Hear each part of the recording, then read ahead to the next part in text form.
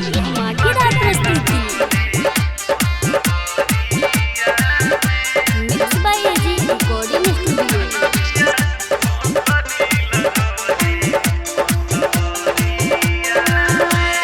कैसे आई बाबा तोहरा नगरिया में, कैसे आई बाबा तोहरा नगरिया में, जानबिया हंसदी लगवले बसवरिया में, जानबिया हंसदी लगवले बसवरिया में, कैसे आई बाबा तोहरा नगरिया में, कैसे आई बाबा तोहरा नगरिया में, जानबिया हंसदी लगवले बसवरिया में, जानबिया हंसदी लगवले बसवरिया में।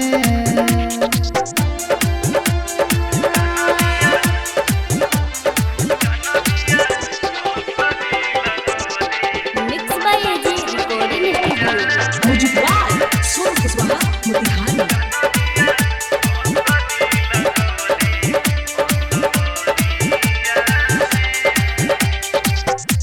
सोचनी की जाल हम साथ चढ़ाई, होई तो हर महिमा वही जा शादी रचाई।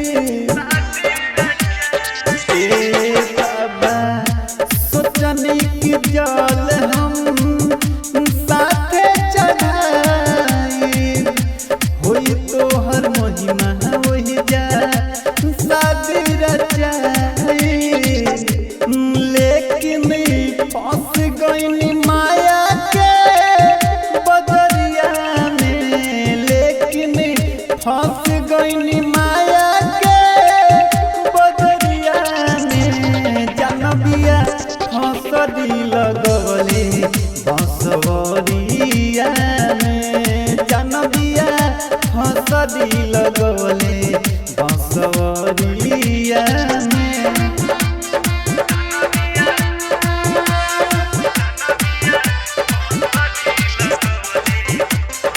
आप सुन रहे हैं एजी एंटरटेनमेंट की धमाकेदार प्रस्तुति।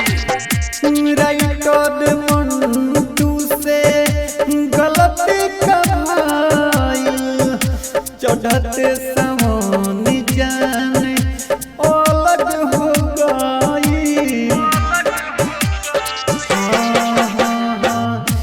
राइटर सुदीसी से गलती कमाई, चढ़ते सवान जाने अलग हो गई।